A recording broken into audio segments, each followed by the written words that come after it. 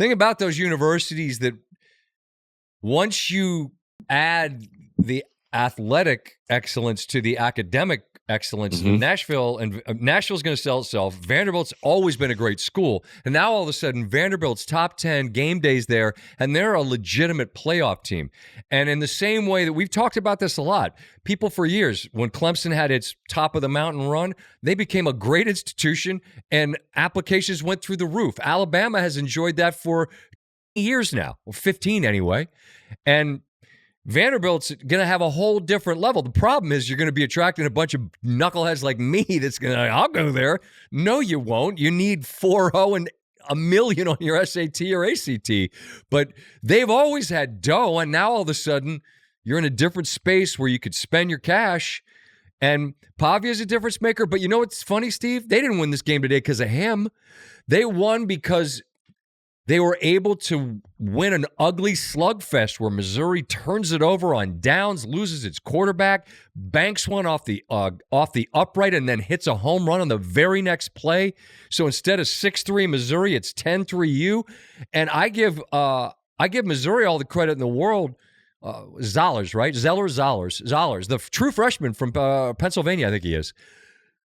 He comes in and does a more than admirable job, I'd say, thrown into the fire. Gave him a chance. It's a 10-10 game, and then you lose the ball at midfield. So, and then Vandy goes down and scores to win the game, and they survive a Hail Mary that comes up fractionally short. But what I'm saying is they've won games where they scored big numbers and their defense was, I don't know. Now you win a 17-10 game against a ranked SEC team. This is real life. This is Vanderbilt we're talking about. Imagine that. I didn't know what I was getting into, Scott. Desmond and I stayed for the game, and we walk in, and they're like, yeah, you know, you're going to go right down. You get dropped off. Like, just walk down that sidewalk. You'll be on the field. I'm like, what? And I literally have, because the walkthrough on Friday was at the indoor facility. So this is my first time walking in the stadium. And I've always watched Vanderbilt baseball. And whenever you see the third baseline, you see the football bleachers on the side. So literally, I walk in, I'm like, really? I'm like, it's just tiny. It's just one tier. But as opposed to say Knox, as opposed to Knoxville or T-Town or San Francisco. That's what I'm saying. In Georgia last week.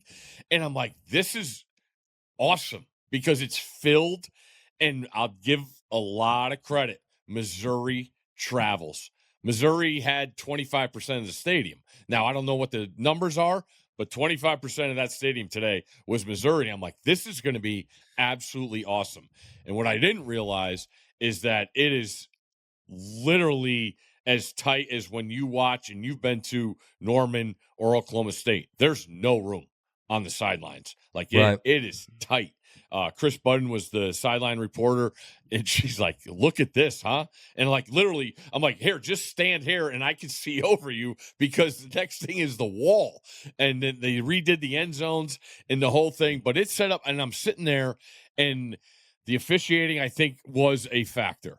There was some stuff both ways. I thought the fumble on the pick that could have got back to Vandy on Vandy's sideline where Clark Lee lost his mind, the tripping call on Mizzou early on, everything. It was hectic, but it started pregame. Both teams were woofing pregame right at the 50-yard. I'm like, this is intense. And I kept looking around. I'm like, there's no upper decks here. Like, it's single deck. Like, these two teams want at it.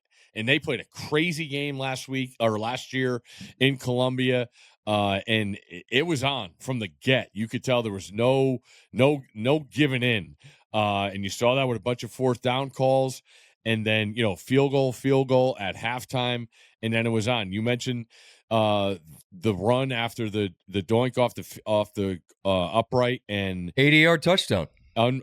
Unbelievable the swing of events, and then to Zoller's point. He comes in. The Perbula thing was brutal to see, and Missouri battles back. It's a good football team, man. I don't agree. know how many teams you could say what you want. It's not 80,000, but to be down 10-3 and your quarterback that's been the guy, and I don't want to talk finances, but I would imagine he's up in the upper tier of what you paid to get to, and he's got you to, 6-1 this year. Showed me a lot about Mizzou and what Drink has as a football team, man. It's the major leagues here, and they battled. They just couldn't get it done. Yeah, they had the ball 10-10 after they tied on a fourth down conversion, and you just have a bad exchange on like a little run or keep option, and a great play made by Vanderbilt's defense. And again, you win. Can you win more than one way? And they showed that they could. Great point. Great point. I think the best teams are versatile and figure out how to win other ways than the one way that might be their favorite way.